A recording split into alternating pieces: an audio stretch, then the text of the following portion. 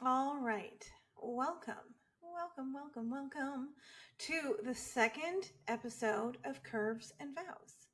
This podcast was created specifically to help plus size couples who are getting married navigate the wedding landscape.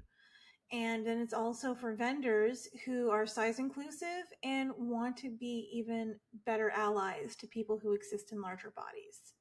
So, yay, welcome, cheers, clap, clap, clap, clap, clap. Awesome. So, episode one, which was my previous one, was all about introducing you to my why I'm doing this. I discussed what it was like for me as a plus size bride getting married, as well as some history with me being a wedding photographer and things I've experienced and seen, and my motivation for helping couples just navigate the wedding industry existing in a larger body, in a space where, to be honest, we don't really always feel included. Just the way it is. So today I want to give a little insight as to why we don't always feel included. And so the topic and thing we're going to talk about today is visibility in the wedding space for plus size couples. I also have decided that I want to do something fun. I don't know if the word, maybe not fun, but more visibility and awareness for people. I'm saying this poorly. So what I want to do is read a Reddit story from someone who exists in a larger body who's getting married to help people understand what we're going through and maybe create some empathy with us. So without further ado, I would like to do that. Give me a second. Okay, so this is a Reddit story that I want to share, and it's called Plus Size Bride Coming to Terms with the Fact That I Will Not Be a Skinny Version of Myself on My Wedding Day. Trigger warning, discussion of body image and weight. Should I have a trigger warning every time I start my podcast? Side note. So like this title says, I'm a plus size bride and my wedding is fast approaching. I'm not here looking for pity or to fish for confidence boosting comments. Just wanting to share my story and see if anyone else here can relate to the struggle. I, 33 female, have never in my adult life been skinny or even average weight for my height. Same girl. I went from being a normal weight kid to a chubby teen to a fat adult with weight variations all throughout. Same. As a teen, I participated in sports off and on, and as a young adult, flip-flopped between exercising all the time to doing nothing at all. But at no point was I ever thin or at an average BMI.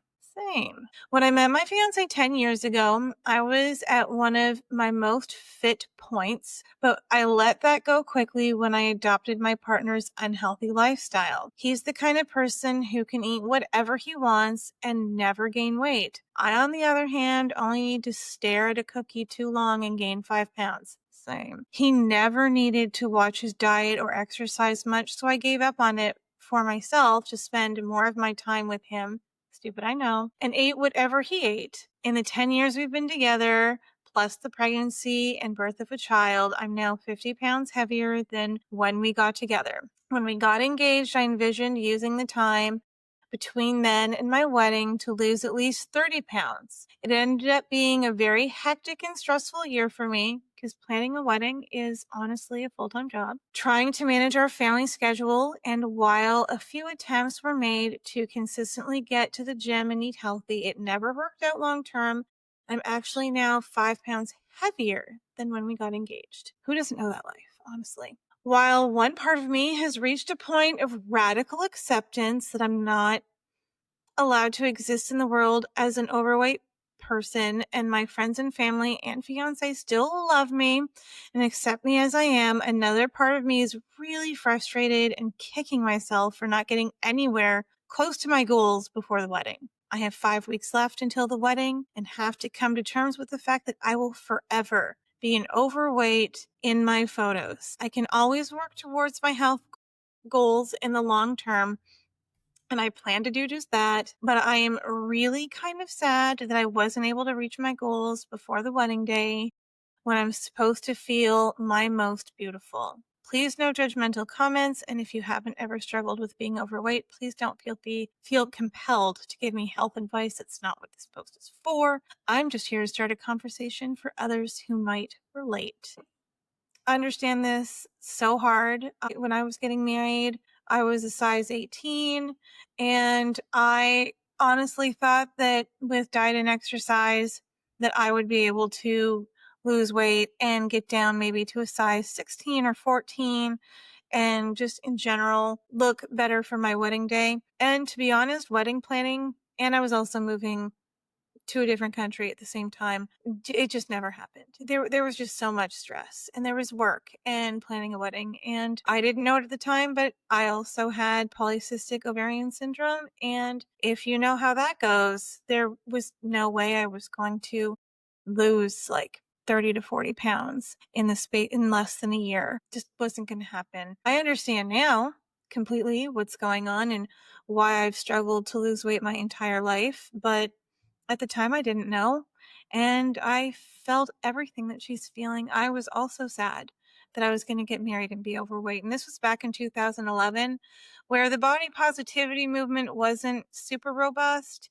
And there wasn't a lot for me to identify with in the media or even going gown shopping, as I shared in previous episodes. So, girl, I get it. I know exactly how this feels, and I'm sorry that you went through that, and I hope that your wedding was amazing, even if you felt like that going into it. So now I want to dig into visibility in the wedding space for plus size couples. I don't know if you know this, but when you put the word wedding or bride into Pinterest or Instagram, you don't see any body size that pops up that exists in a larger body. Also, if you potentially see someone who could be a size 14, they are what I would say are the acceptable fat. So they don't have as large boobs. They don't have an apron belly. So they aren't making looking larger feel large. And it's, again, very disheartening if you are like me, size 20, and you would love to see yourself represented and you just don't see it. It's a little bit, you're like, why? I find that magazines and blogs sell based off of the attractiveness of the people that they're sharing. And in society, because we live in it and we just know this, attractiveness is considered someone who is super thin, especially women. Men can have dad bods, but if a woman has a mom bod, she is not considered attractive and she's not sought after. So to make money, magazines and blogs and influencers are not sharing people who exist in larger bodies. And all of this perpetuates the idea that being fat is unattractive. Hemi, I'm sorry. I'm really trying not to make this podcast a heavy podcast, but like for there to be empathy, we have to have a foundation to understand why plus size people feel the way they do when they're navigating the wedding industry. So all of this context really will help you in the later episodes of this podcast. So all right, now we have determined that we don't see ourselves and, being overweight is considered unattractive and that posting someone in a larger body doesn't do as well on social media. I know that I've compared certain posts where I've posted someone who exists in a larger body and someone who doesn't. 8 times out of 10, the person who's thinner performs better than the person who doesn't. And it kind of sucks. But let's really proof is in the pudding. So today we are going to look at some different searches that I did so you can really see firsthand. I also encourage you to do this on your own to see what you get, because we all have different algorithms. So here is a look at an Instagram search that I typed in. The word wedding, and this is what popped up. And if you can look at it, you can see that there really isn't anyone there who exists in a larger body, it's just Instagram. It's not even like a blog or something.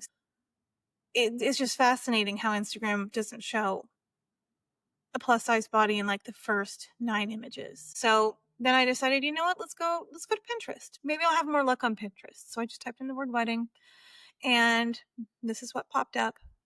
Again, no size 14 and above. can be seen anywhere. In fact, this search was especially disappointing because it felt like everyone who popped up for this search looked like they are maybe a size 2 or 4 or less. I'm just like, oh, okay, Pinterest. And I know that a good chunk of people who are getting married specifically go to Pinterest for inspiration. And I do curvy searches for wedding stuff on a consistent basis. So the fact that my algorithm didn't bring up anyone who exists in a larger body, what is the luck that you, as a normal layperson, will find a plus size body when you type in the word wedding? So cool. And then I decided, you know what? We're already, emotionally cutting. Let's go look at some major blogs. And we can argue about what are major blogs, but I like to say that the most influential ones are Style Me Pretty, Brides, Over the Moon, Green Wedding Shoes, maybe Wedding Chicks, that sort of thing. So I went to all of them. I was like, how do you do, wedding blogs? What are we posting today? I haven't been on you in a hot minute. So here is Style Me Pretty. Really beautiful website in general, but all thin people. So then I was just like, all right, Style Me Pretty. I know that you have posted some plus size people in the past, so I'm not going to hold it against you. So I decided to go to Wedding Chicks, and this is what I found on Wedding Chicks. And yeah, she's not doing so hot. No one a size 14 or above existing there. So I thought, let's go for like the high fashion one. Let's go to Brides. Let's go to Brides and see what they're doing. And yeah, even their ads have thin people and their blogs and everything. No one who exists in a size 14 or above is there. But I had a feeling that was going to happen. I don't think I've ever seen Brides have someone who exists in a larger body on their publication. And I'm okay to be proven wrong. If you have links to them sharing plus size bodies that's not a celebrity, send it my way. I will eat it up. Wait, so it's like, well, maybe Green Wedding Shoes. They've done some stuff in the past. They've shown someone who exists in a larger body on their publication and on their main page. So I looked them up, and nothing there. All thin people. Not even like a mid-sized person. I was like, okay, that's sad. And so then I went to Over the Moon, and it's more of an e-commerce site now. So I had to go looking for some wedding inspiration. And I think because of its e-commerce, the people on the website are especially thin. So fun. So then I was like, you know what? Let's go to Junebug Weddings. Maybe they will have someone who exists in larger body again. I've seen them share people who exist in larger bodies on their publication, and they've been beautiful, but nothing on their landing page today. So yeah, I was just like, awesome. So then I needed to stretch. So let's stretch it out. Because we're going to get a palette cleanse. And I decided to go to Rock and Roll Bride because they are very cool. They're a little bit more alternative. Bam. They had someone who exists in a larger body on their landing page. When you load it, you're like, ooh, okay. And they look great. So I was just like, yes. And then I knew that with this palette cleanse that I could go to Offbeat Bride, and I was guaranteed that they would have someone on their landing page because they're awesome. They've featured some of my work in the past. And when you know it, right when you land on there, there's someone who's obviously a size 14 or greater. And I was just like, you go, Glen Coco. I'm so proud of you. Good job, girlfriend. Like, amazing. So I was very pleased with both of them. And now I just want to put a special shout out there to Pretty Pair Bride right here. They have been in the industry for a long time, and they've done a great job of featuring couples who exist in larger bodies for the entire time. That was their mission. That's what they've done from the very beginning. And they make people who exist in larger bodies look so good. So good. So impressed. So happy. You could go looking at their real weddings. Not only are these weddings beautiful and high end, the people in them are wearing beautiful outfits. They look tailored and sexy, and everyone in their publications exists in a larger body. And I'm just like, chef's kiss. You are doing God's work. So thank you, Pretty Pair Bride. I love you. So yeah, that is what we're seeing in the media. So we're getting married. We're plus size. we type in the word wedding, and everywhere we look, all we see are thin people. So what that communicates to us is that honestly, we are not invited to the party. Are we really like, it's almost like, should we be getting married? Because it doesn't feel like people of our size are getting married because we're not shown anywhere. It's like we're being erased, which is kind of wild because when you think about it, like you really sit with it, 67% of women in the United States, as of like probably 4 years ago, are a size 14 and above. So think of that spending power. Think of it.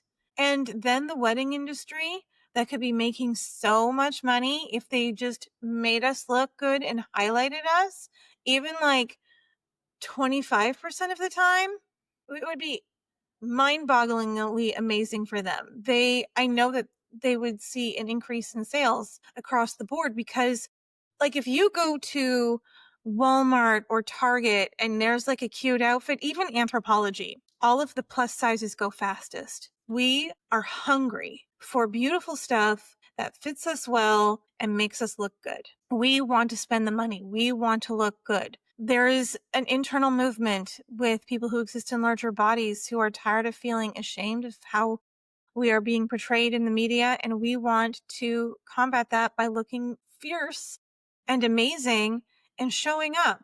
So, yeah, if the wedding industry would change a little bit, it would be wonderful because we would spend so much money. So much. So, how do we, now that we've seen this, how do we start combating the shame around existing in a larger body? And how do we get the wedding industry to change and include us? And I don't have the answer for that at all. I'm just out here trying to get visibility for this. And I would love it if the media would start showing plus size people more. We want to be invited to the party and we would love to be seen. So that is episode 2 for today.